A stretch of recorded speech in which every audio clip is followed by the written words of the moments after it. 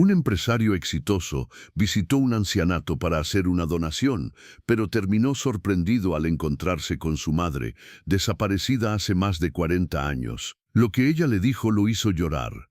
Gabriel Márquez tenía todo lo que muchos soñaban: autos de lujo, una casa sacada de una revista de arquitectura y una cuenta bancaria que parecía no tener fondo, incluso si decidía gastarla sin medida. A sus años, era dueño de una de las cadenas hoteleras más grandes del país. La gente lo veía y pensaba que su vida era perfecta.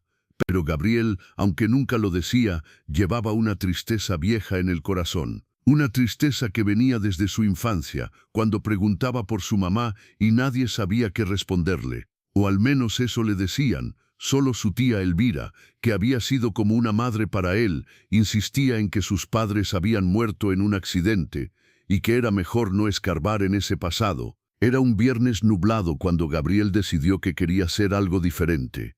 No quería otra reunión ni otra fiesta elegante.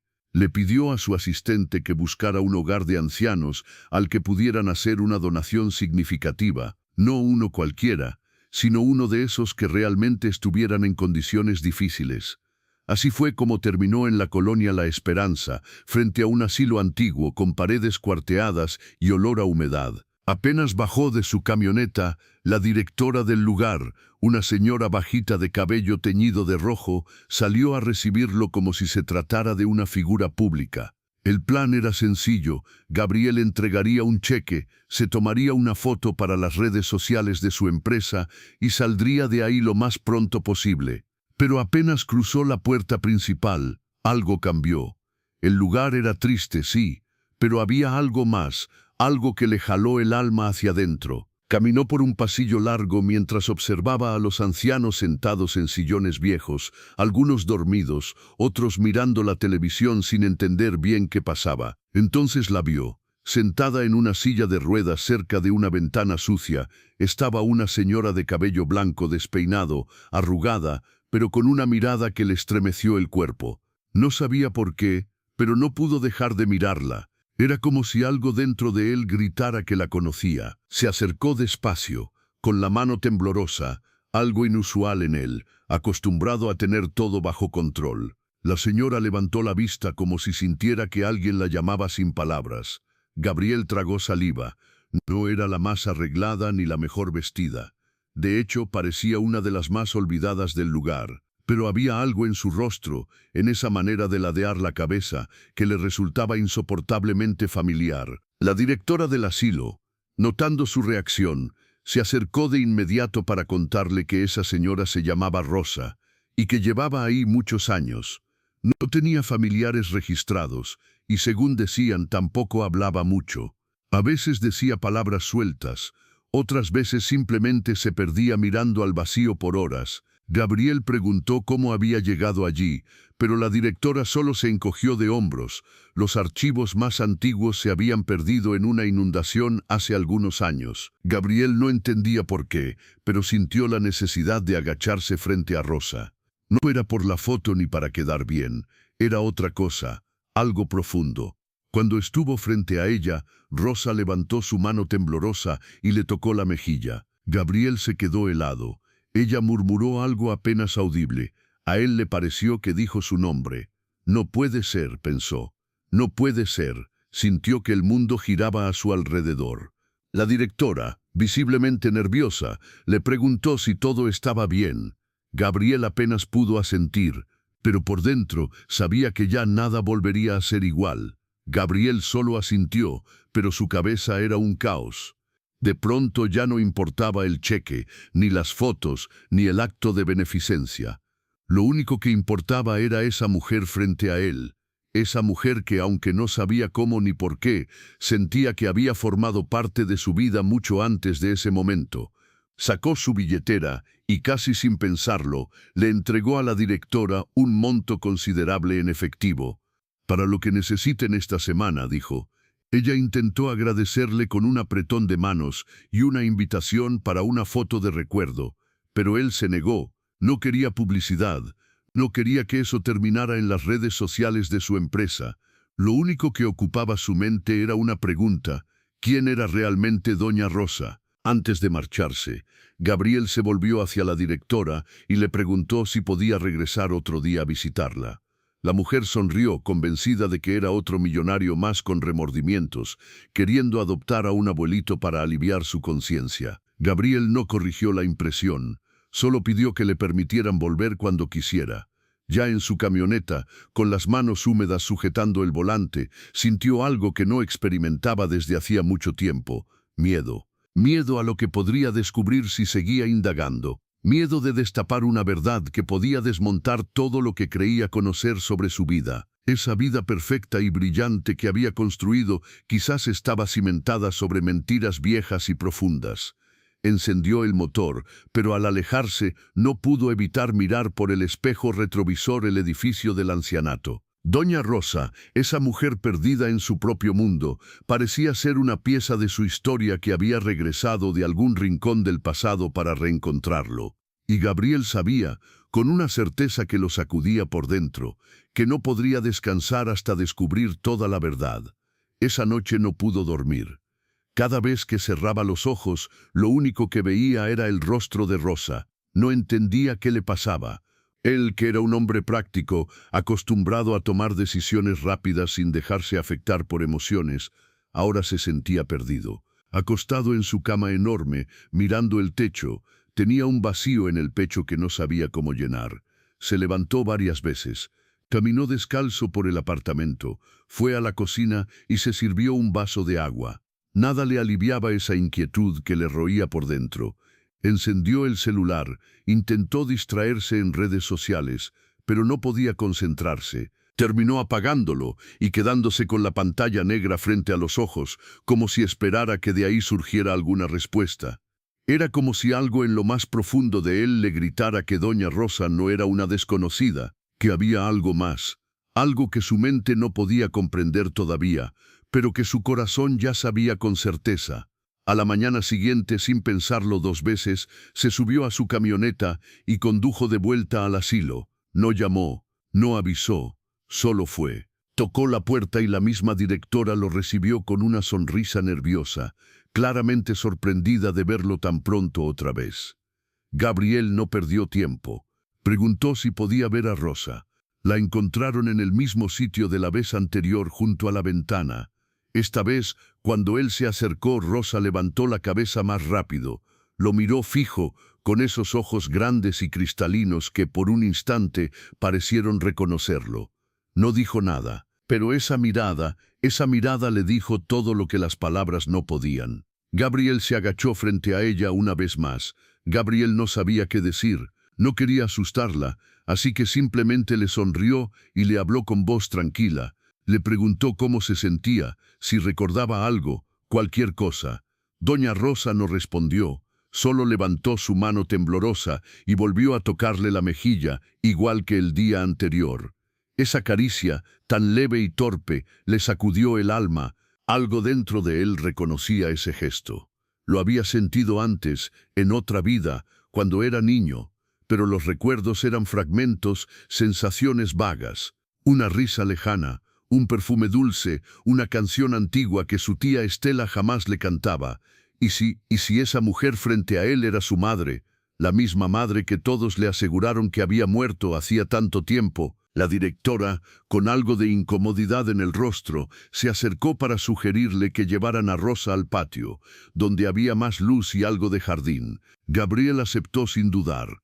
La empujó despacio en su silla de ruedas, cuidando cada movimiento como si la conociera de toda la vida. Se sentaron bajo un árbol delgado que apenas ofrecía sombra, pero al aire libre, Rosa parecía respirar mejor. Sus ojos se movían de un lado a otro, como si buscaran algo entre el viento y los sonidos del día. De pronto, tomó con fuerza la mano de Gabriel. Él se inclinó, queriendo escuchar bien. Rosa balbuceó un nombre. No fue claro ni completo, pero lo suficiente. Gabo. El corazón de Gabriel dio un brinco. Nadie allí sabía que lo llamaban así. Era un apodo íntimo, algo que solo su tía usaba en casa, o sus amigos más antiguos. ¿Cómo podía Rosa saberlo? La mente de Gabriel se llenó de preguntas. ¿Y si Estela le había mentido toda la vida? ¿Y si su madre nunca murió? Y si la habían escondido, apartado de su existencia para siempre. No quería creerlo. Estela lo había criado con dedicación, le había dado afecto, pero esa caricia, esa mirada, ese nombre, todo eso decía otra cosa, algo mucho más profundo. Se quedó al lado de Rosa casi toda la mañana. Le hablaba de cosas sin importancia, de su vida, de los viajes, de su infancia, como si ella pudiera entender todo, aunque no dijera palabra. Rosa no respondía, pero su expresión cambiaba. A veces parecía querer sonreír, otras luchaba por contener lágrimas. Era como si en su interior algo quisiera salir, pero aún no encontraba el camino. La directora volvió al rato, con cara de pocos amigos, para recordarle que la visita estaba por terminar. Gabriel le pidió unos minutos más. No podía irse. No todavía. Sacó su celular. Con el permiso de la directora, le tomó una foto a Rosa. Quería tener su rostro no solo en su memoria, sino también en su bolsillo. Algo tangible, por si todo aquello resultaba ser un error de su imaginación. Mientras la ayudaba a regresar a su rincón, Rosa lo miró fijo una vez más. No dijo nada, pero esa mirada era un abrazo atravesando 40 años de silencio. Gabriel se inclinó una última vez y le susurró al oído: «Voy a volver, no estás sola». Salió del asilo con el pecho hecho trizas. El sol le pegaba en la cara, pero no lo sentía. Caminaba lento, casi en automático. Subió a la camioneta y se quedó ahí, inmóvil, con las llaves en la mano, sin saber qué hacer. Lo único claro era que no podía ignorar esto. Tenía que descubrir la verdad, aunque doliera. Cerró los ojos. Otra vez la vio, ese rostro, esa mirada. No podía, ni quería olvidarlo. Manejaba sin rumbo. La ciudad pasaba frente a sus ojos como una película muda. Semáforos, peatones, edificios, nada lo tocaba. Estaba atrapado en un torbellino de recuerdos viejos, preguntas nuevas y una rabia que empezaba a crecer por dentro. ¿Cómo era posible que nadie le hubiera dicho nada? Toda su vida, una mentira. Llegó a su apartamento sin recordar cómo, aventó las llaves sobre la mesa y se dejó caer en el sofá con la mirada fija en el techo, y entonces su mente empezó a abrir esos rincones oscuros donde siempre había preferido no mirar. Gabriel no podía dejar de pensar. Recordaba cuando era niño, sentado en la cocina mientras su tía Estela le preparaba arepas y chocolate caliente. Recordaba cómo preguntaba una y otra vez por qué no tenía mamá como los demás niños. Estela siempre le respondía lo mismo, que sus padres habían sufrido un accidente muy grave, que ambos habían muerto juntos y que él era demasiado pequeño para recordarlo. Esa historia, repetida tantas veces, se había vuelto como un tatuaje en su memoria. Nunca la había cuestionado, hasta ahora. Se levantó con el corazón latiéndole en el pecho y fue directo a su closet. Allí, en el fondo, había una caja de zapatos que nunca había abierto de verdad. Dentro encontró fotos viejas, dibujos que él había hecho de niño y algunas cartas con letras temblorosas de cuando apenas empezaba a escribir. Mientras revolvía, apareció una foto que le heló la sangre. Era una imagen antigua, medio amarillenta.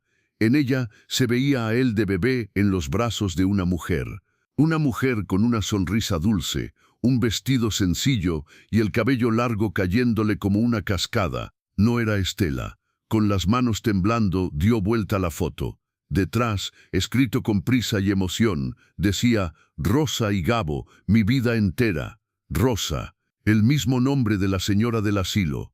No podía ser una coincidencia. Gabriel se dejó caer de nuevo en el sofá, con la foto apretada entre las manos. Sentía como si el suelo se abriera bajo sus pies. Había crecido creyendo que sus padres estaban muertos, que Estela era su única familia, pero esa foto le gritaba otra verdad, que su madre había estado viva, al menos el tiempo suficiente para sostenerlo, amarlo, ser su mamá de verdad.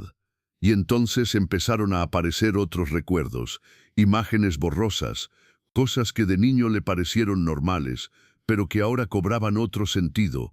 Papeles guardados bajo llave, visitas de hombres trajeados que hablaban con Estela en voz baja, creyendo que él no escuchaba. Una vez incluso oyó la palabra herencia, aunque no entendió su significado entonces. Solo recordaba la expresión de su tía, seria, firmando documentos con los labios apretados.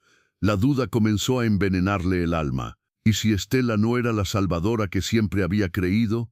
¿Y si había hecho cosas terribles para quedarse con lo que no era suyo? La idea dolía mucho, pero no podía ignorarla, no después de esa foto, no después de lo que sintió al mirar a Rosa. Buscó su celular y marcó a un viejo conocido, Mauricio Sanabria, un detective privado que había trabajado con él años atrás en un caso empresarial. No era barato, pero Gabriel sabía que Mauricio era de esos que no soltaban una pista hasta que exprimían la última verdad. Acordaron verse en una cafetería al día siguiente. Colgó y se quedó en silencio. De repente, su casa se sentía enorme y vacía. Todo el lujo, los cuadros importados, los muebles de diseñador, todo parecía falso, como si no le perteneciera de verdad. Caminó hasta la ventana y miró la ciudad desde su penthouse.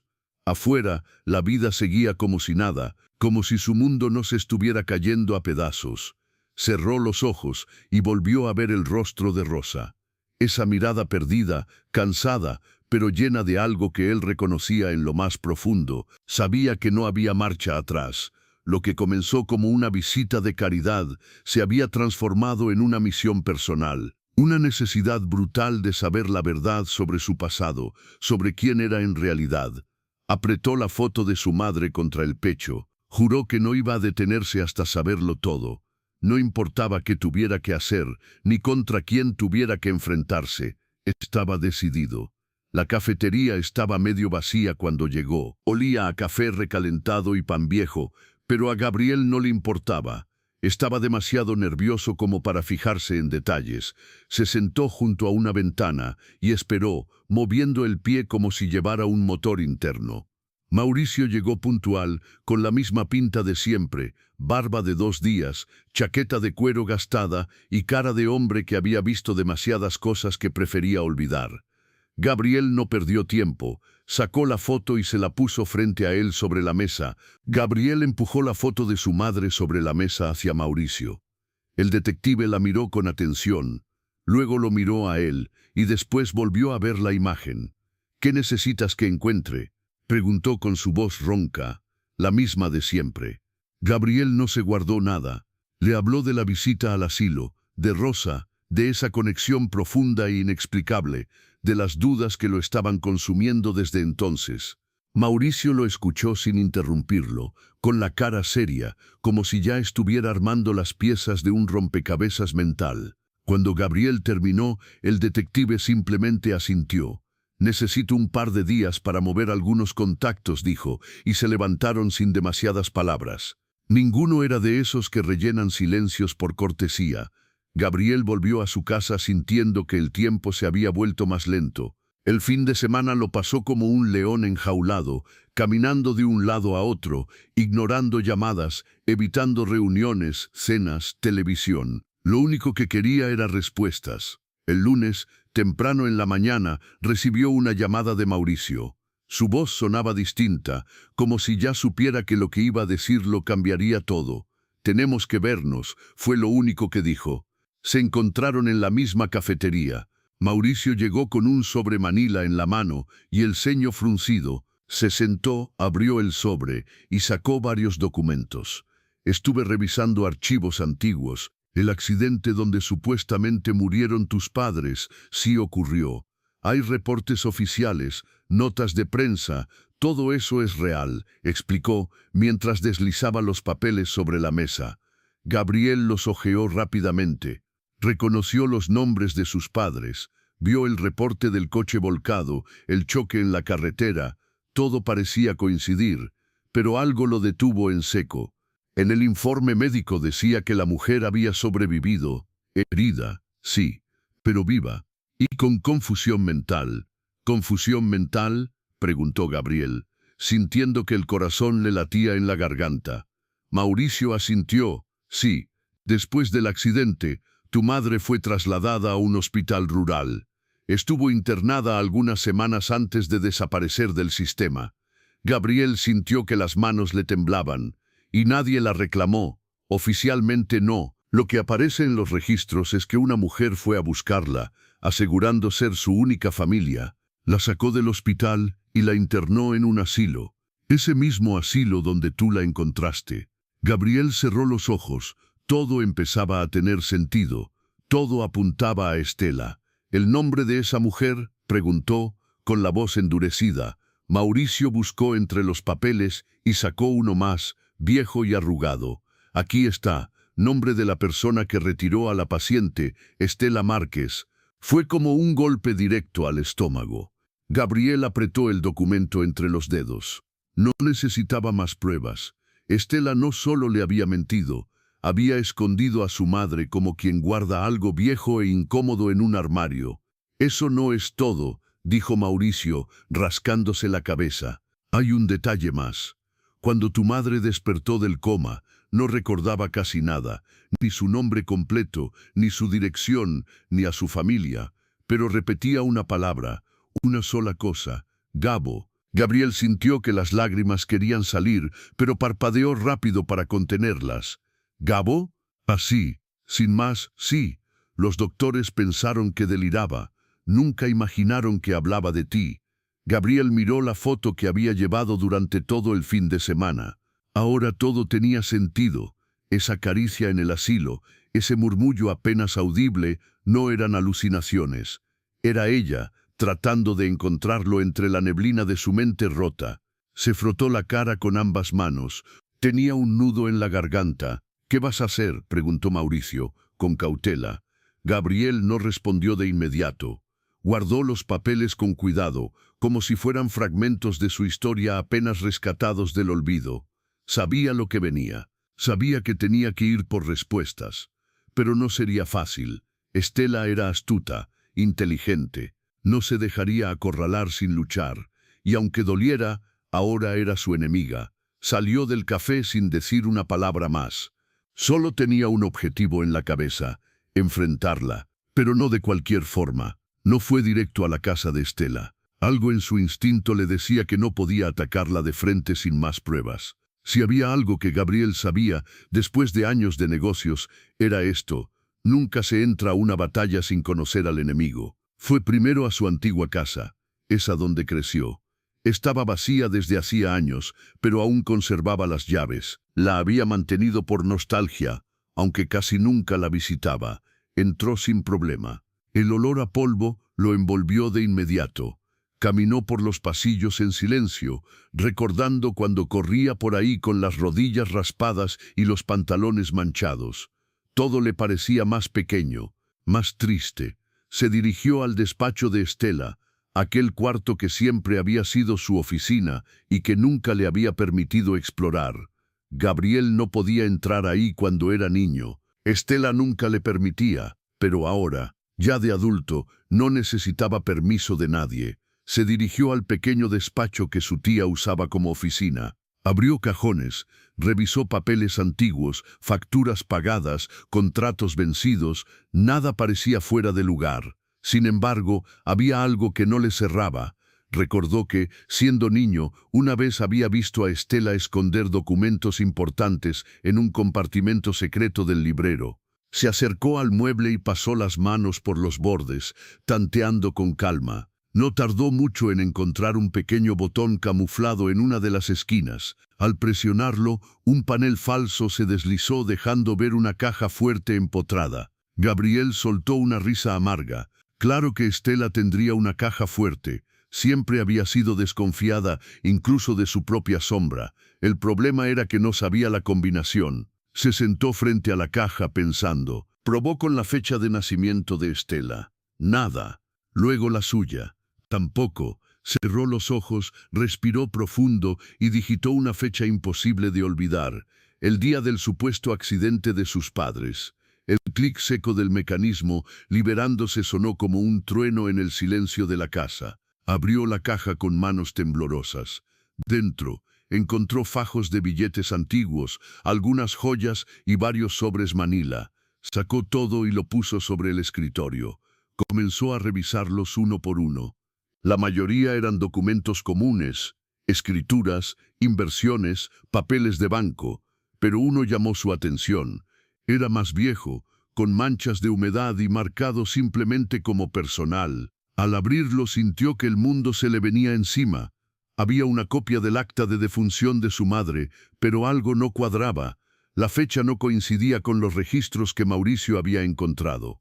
Esa acta decía que su madre había muerto un año antes del accidente. Gabriel frunció el ceño. Era imposible. Esa acta era falsa.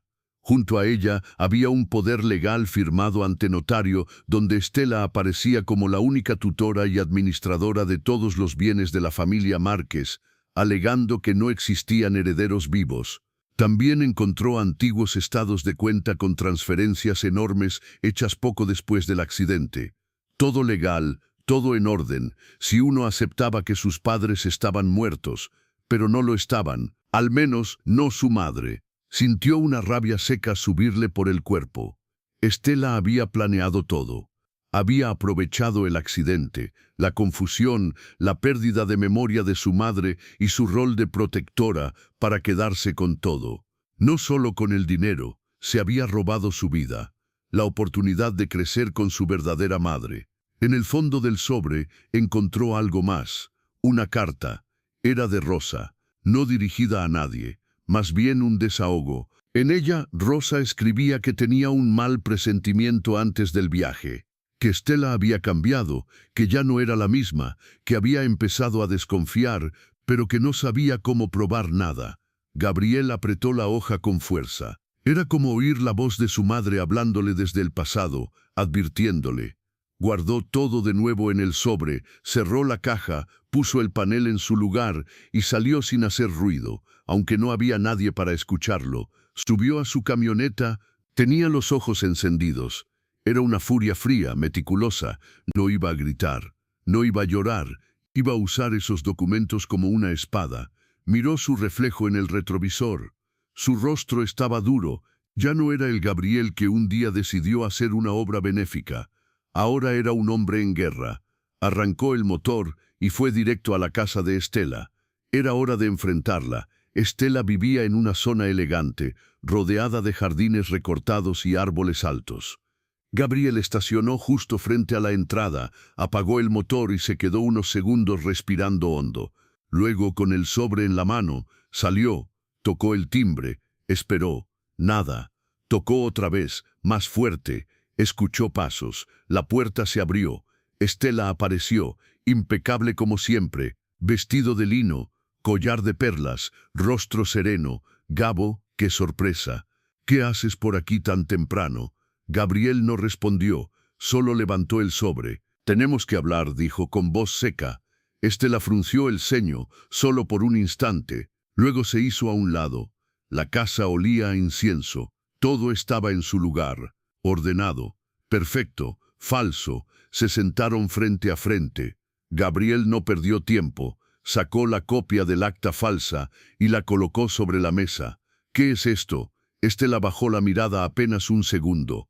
Luego volvió a levantarla con su sonrisa usual. No sé de qué hablas. Gabriel soltó una risa amarga. No te hagas. Sabes perfectamente de qué hablo. Firmaste papeles. Hiciste que todos creyeran que mi mamá estaba muerta cuando no lo estaba. Estela cruzó las piernas con elegancia. Gabriel, mi amor, tú eras un niño. No tienes idea de todo lo que pasó en ese tiempo. Fue confuso, doloroso. Yo hice lo mejor para ti. ¿Lo mejor? Gabriel apretó los puños. ¿Encerrar a mi madre en un asilo y quedarte con todo fue lo mejor? Por primera vez, la sonrisa de Estela tembló. Era lo mejor para ti, murmuró. Tu madre, ella no estaba bien. No recordaba nada. Era un peligro. Gabriel se inclinó hacia ella, y tú decidiste que lo mejor era desaparecerla. Robarte la vida de ambos. Estela chasqueó la lengua, molesta. Yo te crié, yo te di todo. No me juzgues ahora que eres un hombre. No sabes lo que hay que hacer para sobrevivir. Gabriel negó con la cabeza. No era tu decisión. Entonces Estela dejó caer la máscara. Su expresión se volvió fría. Tienes razón, no era mi decisión. Pero si no lo hacía, esa mujer te habría arrastrado con ella, y todo lo que tú tienes hoy no existiría. Gabriel sintió que le habían dado una bofetada. Construimos, tú construiste. Yo era un niño. Estela volvió a sonreír, pero ahora su sonrisa tenía veneno. Fui yo quien mantuvo todo de pie mientras tú crecías como un príncipe. Estela no solo le había dado una infancia, le había dado una vida entera basada en una mentira. Ella creía que eso la hacía merecedora de todo, pero Gabriel ya no podía seguir escuchándola. Se levantó con la garganta cerrada de rabia y tristeza. Aquellas palabras que ella acababa de decir, que le debía su lugar en el mundo, fueron como un veneno en su pecho. Lo que le había dado no justificaba lo que le había quitado. Estela también se puso de pie, manteniendo esa compostura elegante que siempre usaba como escudo. Pero en su rostro, por primera vez, se asomó una grieta, una sombra de lo que era realmente. Gabriel no necesitaba seguir discutiendo. Ya no se trataba de pelear. Había entendido que no estaba solo. No necesitaba su aprobación, ni su versión torcida del pasado. Rosa era su verdadera familia, y él haría lo que fuera necesario para devolverle su vida. Caminó hacia la puerta con pasos firmes. Estela se quedó en medio de la sala, rígida, sin decir nada más. Gabriel cerró la puerta con fuerza y bajó las escaleras con el corazón latiendo como un tambor. Cada paso lo alejaba más de la mentira que había vivido y lo acercaba a una verdad que ahora estaba decidido a enfrentar. Manejó sin rumbo fijo durante un buen rato, solo para enfriar la cabeza, pero la rabia no se le pasaba. Sentía un fuego frío en el pecho, una mezcla de impotencia, indignación y una furia tranquila que no lo iba a dejar en paz hasta hacer justicia. Todo lo que había creído sobre su infancia, sobre su tía, sobre su propia historia, se estaba desmoronando frente a sus ojos. Al llegar a una calle tranquila, estacionó la camioneta y llamó a Mauricio. No podía esperar más. Quería pruebas, quería respuestas, quería la verdad desnuda aunque doliera. Mauricio contestó de inmediato, como si también hubiera estado esperando esa llamada. Le dijo que fuera a su oficina, que no podía soltar todo por teléfono. Gabriel llegó en menos de media hora al edificio modesto donde el detective tenía su despacho. Era un lugar sencillo, donde los muebles crujían y el café siempre olía a quemado. Mauricio lo recibió con la cara cansada y una carpeta gorda bajo el brazo. Se sentaron frente a frente, en un ambiente tenso pero determinado. Sobre la mesa, Gabriel puso el sobre con los documentos que había conseguido. Era su escudo, su promesa de que no iba a parar. Mauricio abrió la carpeta y comenzó a hablar sin rodeos. Había seguido investigando los documentos del accidente y también los movimientos financieros de Estela. No fue fácil, ella sabía cubrir sus huellas, pero había dejado rastros. Justo después del accidente, había movido varias propiedades al nombre de ella. Algunas transacciones eran legales, otras claramente no. Había falsificado documentos, declarado muerta a Rosa y a Gabriel como un menor sin herencia. Así se había hecho con todo. Cada palabra que Mauricio pronunciaba era como una puñalada. Pero aún había más. En los informes de un investigador en otra ciudad, se revelaba que Ramona había ido personalmente al hospital tras el accidente, insistiendo en llevarse a Rosa, firmando papeles con datos falsos. Un enfermero retirado recordaba que Rosa no quería irse con ella, que se alteraba cada vez que la veía.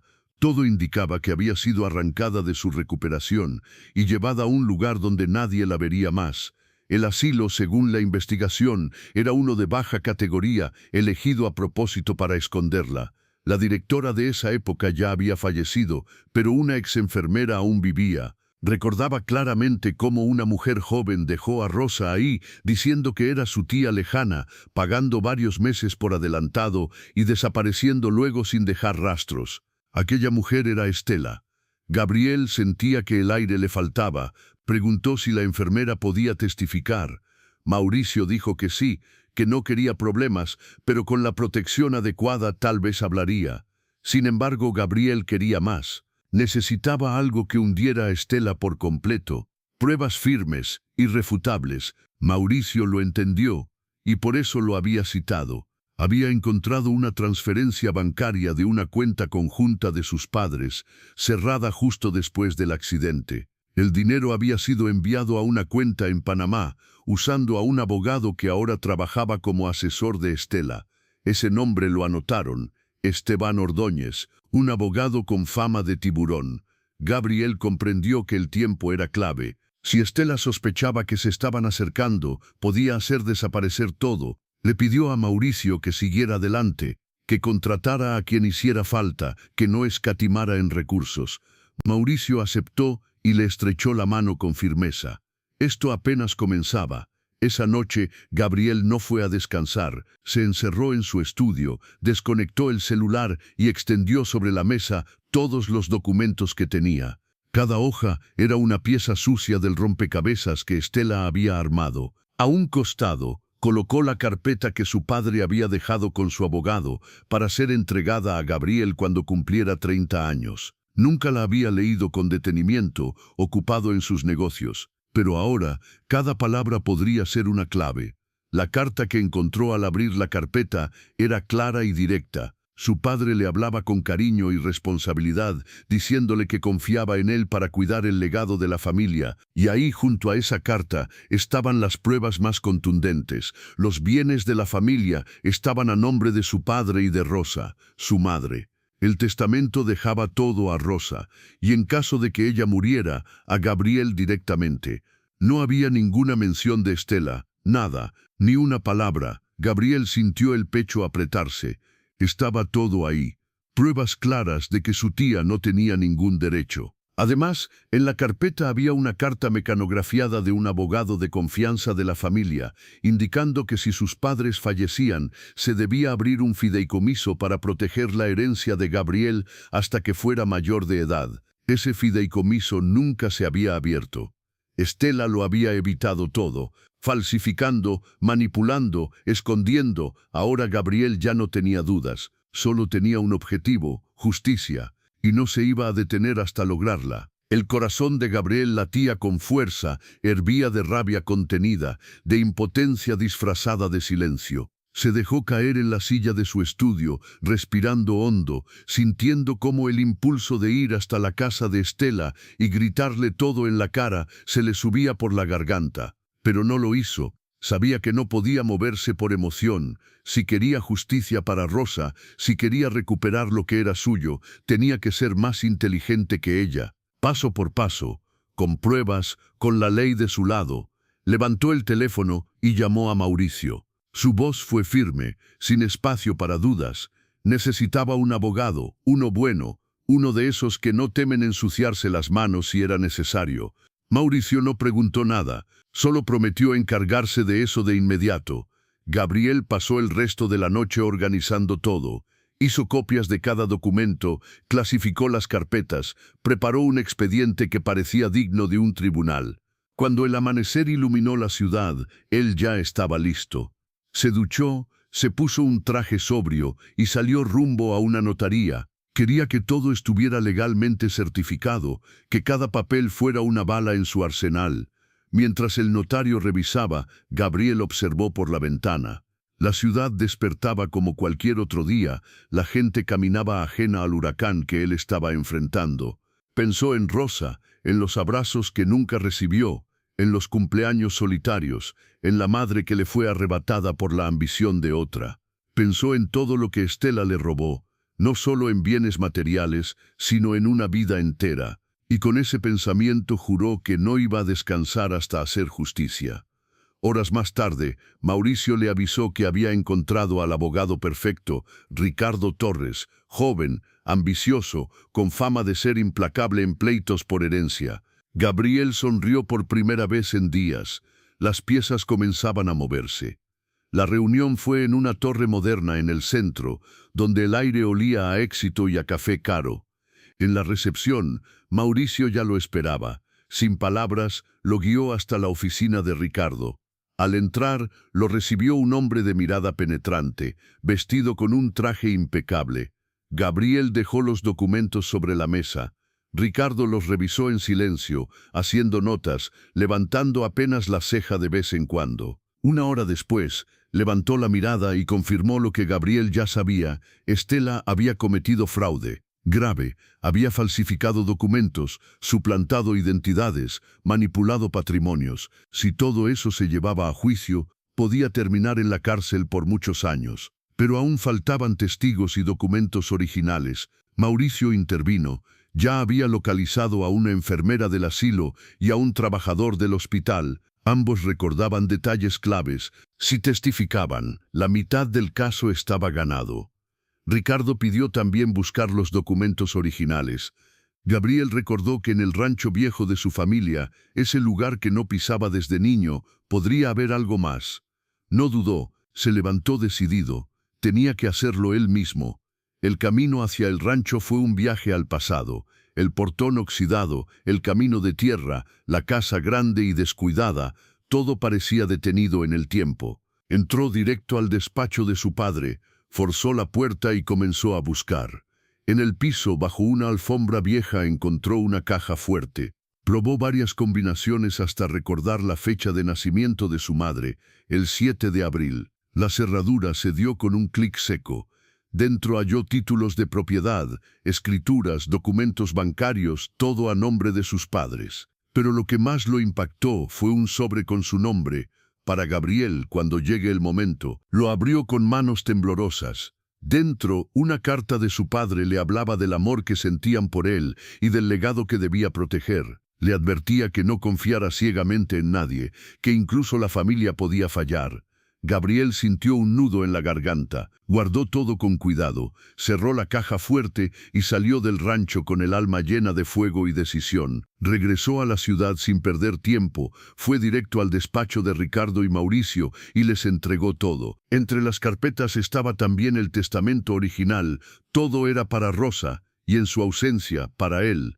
Estela nunca fue mencionada. Ricardo revisó cada papel con esa calma casi desesperante, pero al final cerró la carpeta con fuerza. Ahora sí, estaban listos. Tenían testigos, documentos originales, registros bancarios, el testamento y hasta cartas personales. La verdad ya no era una sospecha, era una certeza armada de pruebas. Gabriel lo supo en el momento en que colgó el teléfono. Había llegado la hora de enfrentar a Estela sin máscaras. La citaron en el despacho de Ricardo, pero no fue fácil. Durante varios días, Estela se escabulló entre excusas y silencios, no respondió correos ni llamadas, como si pudiera desaparecer el conflicto con su ausencia. Pero Mauricio, con su instinto de sabueso, logró dar con su paradero. Alguien la había visto salir de un spa lujoso y luego entrar a una casa en una colonia exclusiva que ni siquiera sabían que poseía. Finalmente, bajo presión, aceptó reunirse, aunque impuso condiciones. Nada de cámaras, nada de grabaciones, solo una charla civilizada, como la llamó. Gabriel fue el primero en llegar al despacho, acompañado por Ricardo y Mauricio. Esta vez no quería errores, no podía haber lugar para debilidad. Cuando Estela cruzó la puerta, venía impecable, como siempre. Traje sastre color perla, maquillaje intachable y esa sonrisa ensayada con la que había manipulado durante años, pero en sus ojos ya no había dulzura.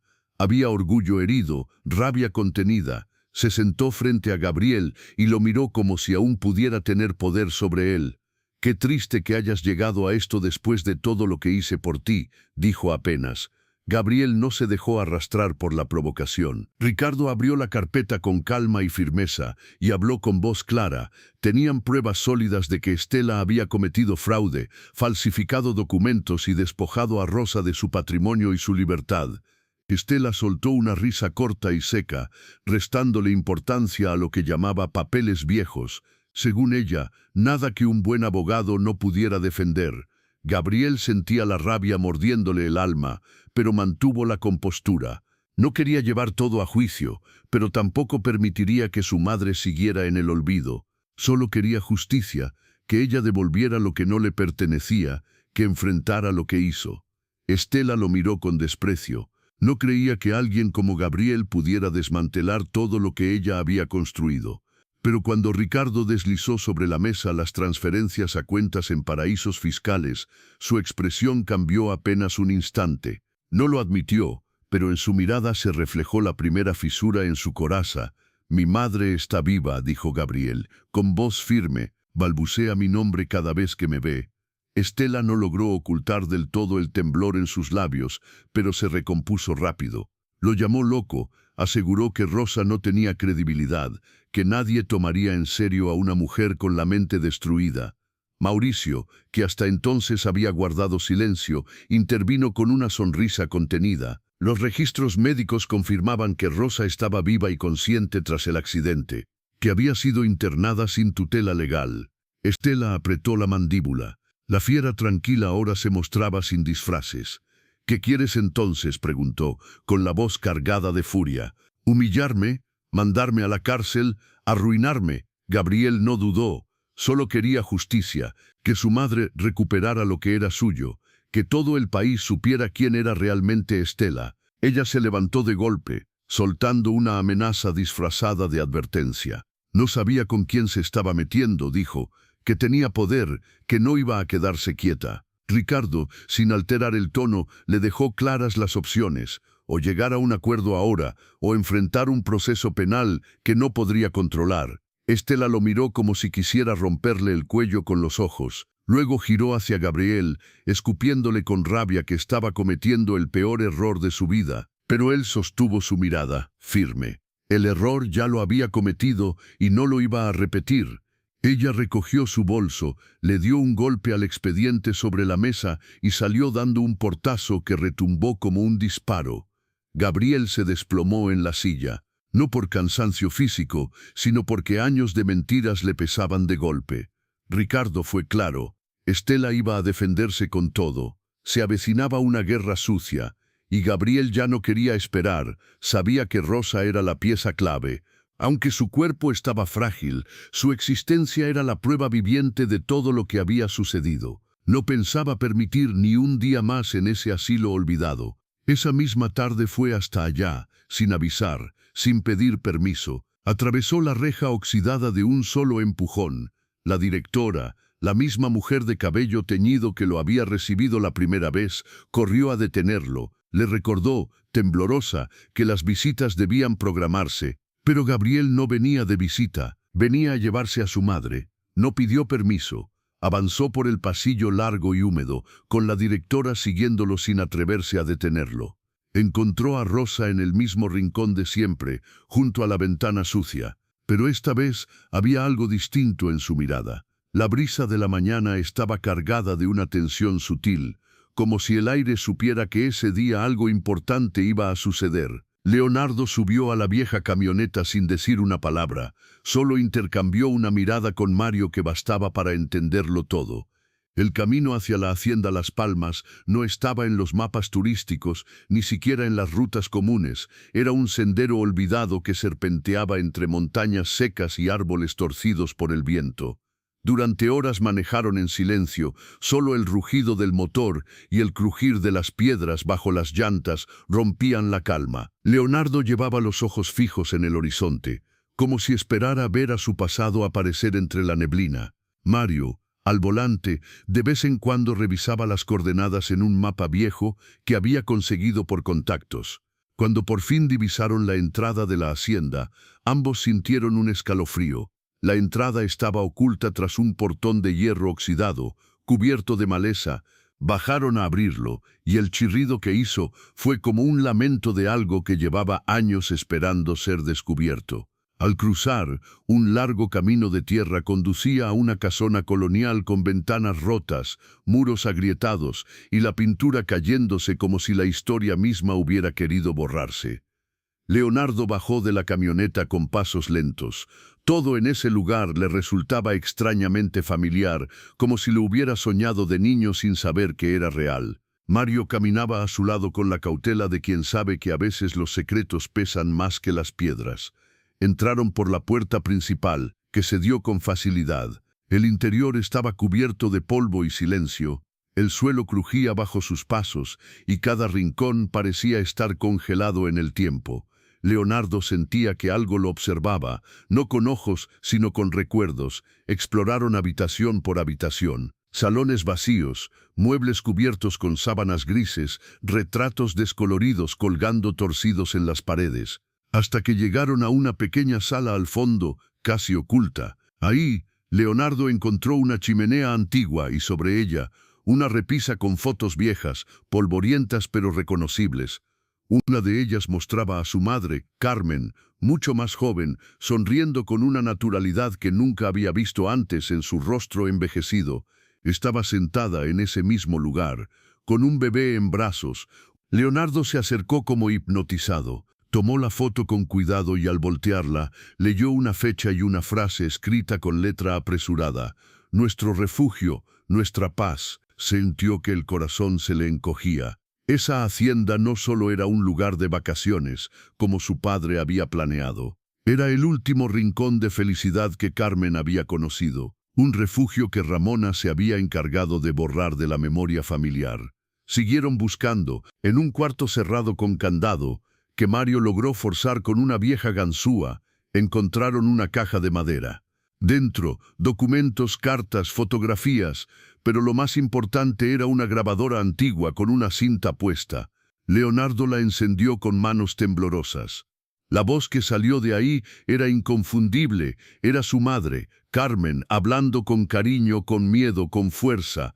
Decía que temía por su vida, que Ramona la seguía, que no confiaba en nadie más que en Leo y en su esposo. La cinta terminaba con una frase clara, directa. Si algo me pasa, busquen aquí, aquí está todo. Leonardo y Mario se miraron en silencio. Esa grabación era la pieza clave que les faltaba, la confirmación de que Carmen había intentado protegerse, de que había dejado pistas, de que no todo estaba perdido. Con esa grabadora en la mochila y el corazón latiendo como tambor, Leonardo salió de la hacienda sabiendo que ahora sí, por fin, tenía en sus manos la historia completa, y que pronto, muy pronto, llegaría el momento de enfrentar a Ramona con todo. Sin más mentiras, sin más miedo. Leonardo asintió con determinación. Si había una sola persona en ese pueblo que pudiera contar lo que pasó realmente en la hacienda Las Palmas, él necesitaba escucharla. La señora los condujo por un pasillo angosto que conectaba la tienda con una casa modesta. El aire olía a humedad y a madera vieja. Entraron a una habitación donde la luz era tenue y solo se escuchaba el tic-tac de un reloj de pared. En la cama, cubierto por una manta gruesa y con la mirada hundida en la ventana, yacía un hombre de edad avanzada, delgado, con la piel curtida por los años y el sol. Era Rogelio. La señora se acercó y le habló suave al oído. Rogelio giró lentamente la cabeza y miró a Leonardo con unos ojos opacos, pero atentos. Mario dio un paso adelante. Explicó quiénes eran y lo que buscaban, con respeto y sin rodeos. Rogelio no respondió al instante. Parecía debatirse entre el miedo y la necesidad de liberar algo que había guardado por décadas. Leonardo se acercó, sacó de su mochila el dije de plata con las iniciales de sus padres y se lo mostró. El viejo capataz lo observó largo rato, y entonces sus labios comenzaron a moverse. Contó con voz rasposa que él había trabajado en la hacienda hasta el día que todo cambió. Recordaba una noche de confusión, con gritos, un accidente y la llegada repentina de una mujer que ordenó cerrar todo y desaparecer lo que había quedado. Esa mujer era Ramona Ortega. Rogelio recordó que esa misma noche escondieron el coche en el sótano, que él mismo ayudó a bajarlo con una grúa improvisada y que luego fue obligado a guardar silencio con amenazas y dinero. Leonardo lo escuchaba en silencio, con el corazón palpitando. Ahí estaba, el testigo que necesitaban. Rogelio se quebró por un instante, dijo que había guardado ese secreto por miedo, pero que ya era tiempo de hablar, de limpiar su conciencia. Con voz débil pero clara, dijo que testificaría si era necesario. No quería morirse con eso en el alma. Leonardo le agradeció con una reverencia sincera. Sabía que ese testimonio era el último ladrillo que faltaba para levantar toda la estructura de la verdad. Salieron de la casa al atardecer. El aire era más fresco, como si el día mismo supiera que algo importante se había desbloqueado. Mario lo miró mientras encendía el motor de la camioneta. No necesitó decir nada. Ambos sabían que, al regresar a la ciudad, el juego cambiaría. Lo que antes eran suposiciones, ahora eran pruebas. Lo que eran sospechas, ahora eran hechos. Y lo que era dolor, ahora se transformaba en fuerza. Leonardo miró al cielo teñido de rojo. Pensaba en su madre, en su padre, en él mismo de niño. Ya no era tiempo de llorar el pasado, era tiempo de enfrentarlo. Y con todo lo que tenía ahora, estaba más que listo. Leonardo no podía dormir esa noche. Las palabras de Ramona lo perseguían como un eco en su mente. No eres hijo de Joaquín Ortega. Era mentira, tenía que serlo. Pero ¿y si no lo era? ¿Y si Ramona había dicho la verdad solo una vez en su vida, solo para destruirlo? No podía permitirse dudar. No ahora. Se levantó de la cama, miró por la ventana hacia la ciudad dormida y apretó los dientes. No importaba quién fuera su padre. Lo que importaba era quién era él, lo que estaba dispuesto a hacer y, sobre todo, a quién estaba dispuesto a proteger. El juicio ya tenía fecha. El expediente estaba completo. Ricardo había presentado toda la documentación, los testimonios, los informes médicos. Mario había confirmado la disposición de Rogelio a declarar en video, dado su estado de salud. La defensa estaba lista. Y la prensa ya no hablaba de otra cosa. Leonardo Ortega demanda a su tía por fraude millonario. La verdadera historia detrás del imperio Ortega. ¿Quién es realmente Carmen Ruiz? Los titulares se multiplicaban y con ellos la tensión crecía. Leonardo pasaba sus días entre la clínica y el despacho de Ricardo. No se despegaba de su madre. Le hablaba, le ponía música, la llenaba de presencia. Cada sonrisa de Carmen era un motor más para seguir. Y cada noche, al llegar a casa, se preparaba mentalmente para la guerra que se venía. Ramona, por su parte, no se mostraba en público, pero sus abogados eran tiburones. Presentaban amparos, trabas legales, solicitaban audiencias privadas, intentaban todo para desacreditar a Carmen, para invalidar su testimonio, para demostrar que Leonardo era solo un ambicioso más. Pero Leonardo ya no era el mismo joven ingenuo que un día creyó en esa mujer. Una semana antes del juicio, Ricardo convocó a todos en su oficina. Ramona está preparando un movimiento fuerte, dijo, un testigo nuevo. Un supuesto socio de Joaquín que va a declarar que Carmen siempre tuvo problemas mentales. Leonardo no se inmutó. Entonces lo destruiremos con pruebas. Mario levantó una ceja. Tenemos todo, y además tenemos la verdad. No pueden con eso. Ricardo asintió. Solo asegúrate de estar fuerte, Leo. Este juicio no será limpio. Y tenía razón. El juicio sería un campo de batalla. Leonardo no le dio importancia a las cámaras ni a los flashes. No estaba allí para cuidar su imagen. Estaba allí para hacer justicia. El día del juicio amaneció gris, como si el cielo presintiera que lo que iba a ocurrir no era cualquier cosa. Leonardo llegó temprano al tribunal, vestido de traje oscuro, sin corbata. Caminaba con paso firme, aunque por dentro un huracán le sacudía el pecho. En la entrada lo esperaban Mario y Ricardo. Los tres cruzaron el vestíbulo juntos, ignorando los micrófonos que intentaban arrancarles palabras. Del otro lado, como era de esperarse, apareció Ramona. Impecable, vestido de diseñador, peinado perfecto, mirada de piedra. A su lado, su abogado Esteban Ordóñez, ese tiburón que ya conocían, sonreía como si todo fuera un trámite. El juez, un hombre serio y directo, marcó desde el inicio el tono, nada de dramatismos, solo hechos. Leonardo sintió cómo le retumbaban los latidos. El fiscal comenzó, expuso todo, falsificación de documentos, internamiento ilegal, malversación de bienes. Se presentaron pruebas, se mostraron testamentos, informes médicos. Uno a uno, los testigos contaron su verdad. La enfermera, el trabajador del asilo, y finalmente Rogelio, viejo, débil, pero con voz firme. Yo vi cuando Ramona se la llevó, vi cómo Carmen sobrevivió, y cómo le suplicaba por su hijo. El silencio en la sala era absoluto. Cada palabra del viejo capataz era un martillo contra la mentira. La defensa lo intentó todo. Quiso deslegitimar a Rogelio, introducir documentos falsos. El juez no lo permitió. Ramona, esta vez, no tenía salida. Al final, Ricardo habló. Hoy no solo pedimos justicia por propiedades, pedimos justicia por una vida robada, por una madre separada de su hijo por la ambición. El juez deliberó.